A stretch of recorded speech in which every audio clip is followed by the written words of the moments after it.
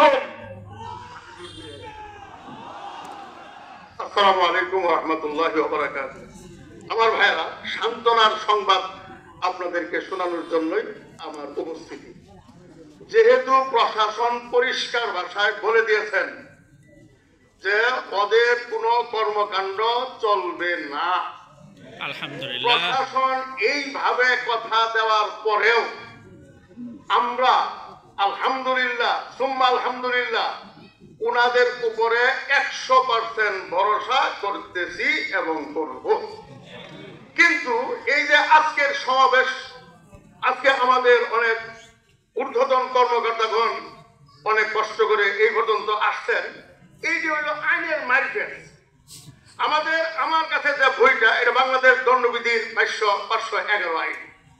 আমরা আজকে এখানে সমাবেশ করতেছি, এই দণ্ডবিধির 295, 296, 297, 298 এই ধারার কারণে আমাদের ধর্ম, আমাদের ধর্মের ইজ্জত রক্ষা করা আমাদের যেমন দায়িত্ব, প্রশাসনেরও দায়িত্ব।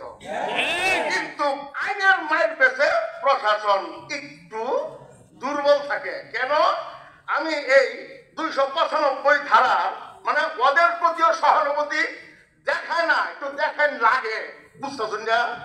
কেন দেখান লাগে? আইনের মায়ের পেছ আছে এখানে। 295 ধারার উপধারার মধ্যে একটা আইন লিখতেছে, আমি অর্ধেক করতেছি, অর্ধেকে আইন পরিষ্কার হয় না, তো বুঝবার জন্য গোপন ভাবে রাত্রিকালে কোন হিন্দু মুসলমান ফকিরের মাজারের চত্বরে যৌন সঙ্গম করিলে তাহাতে এই ধারায় অপরাধ হয় না। তাহলে এইটা পুলিশ বাহিনী কি করবে? পুলিশের কাছে কোনো অপরাধ না। মাজারে যত গান্দা খাইয়া যত 2 নম্বরই চলছে, এই 295 ধারা ইহা কোন অপরাধ না। এই ধারার আরেকটা উপধারা এই পরের পৃষ্ঠায়, যাহারা পবিত্র, হ্যাঁ, যদি কোনো দেশের কোনো বিশেষ শ্রেণীর মানুষের কাছে কোনো বস্তু, অকিঞ্চিত কারো বস্তু যদি পবিত্র বলিয়া গণ্য হয়, তবে সেই বস্তুর অবমাননা এই ধারায় অপরাধ। কিরকম মনে করুন, আমি যদি পায়খানার পূজা করি, তাহলে আমার সরকার পুলিশ পাঠাবে এই পায়খানা হেফাজত করার জন্য। এই ধারা, এই ধারা। এই জন্য যে স্যারেরা আলহামদুলিল্লাহ প্রশাসন তারা আসছেন, আমরা ওনাদের বহুত বহুত শুক্রিয়া আদায় করি, ধন্যবাদ যে আপনারা এই পর্যন্ত আসছেন। কিন্তু আজকে থেকে আমি বুঝতে পারলাম যে কাদিয়ানি সাদিয়ানি কেন না। শুনেন, 1997 সনে এক এলাকায় কাদিয়ানির একজন লোক, ওনাদেরকে একটু হেদায়েতের জন্য আমরা মাহফিল ডাকতেছিলাম। ওইখানে গিয়ে শুনি যে একজন এসপি সাহেব, ঊর্ধ্বতন একজন কর্মকর্তা, ডিস্ট্রিক্টের প্রধান এবং 2 জন ম্যাজিস্ট্রেট, 3 গাড়ি কনস্টেবল, পুলিশ দারোগা সহ হাজির। ওনারা মাহফিল শেষে আমাদের কাজ শেষ হলে এদেরকে জন্য জব করবেন বলে, আরে কি সম্ভব কথা নাকি? মানে পরে ম্যাজিস্ট্রেট বললেন, আমি গোপন সংবাদ বলি, এইখান থেকে ডাইরেক্ট ওরা জানাইছে লন্ডনে, লন্ডন থেকে টেলিফোন করছে বাংলাদেশ সরকারের কাছে।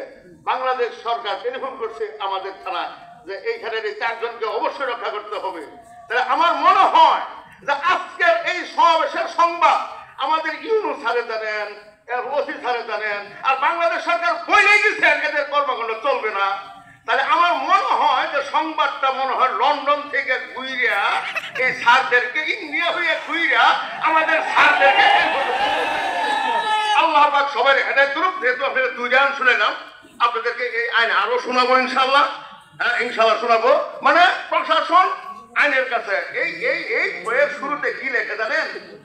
এই বইয়ের শুরুতে লেখে যে এই দেশে ইসলামী হুকুমত চালু ছিল। এটা আমাদের মানে মোটামুটি আমাদের কপাল খারাপ। এই কপাল খারাপ হওয়ার কারণে আজকে আমাদের এইরকম ভাবে রাস্তায় রাস্তায়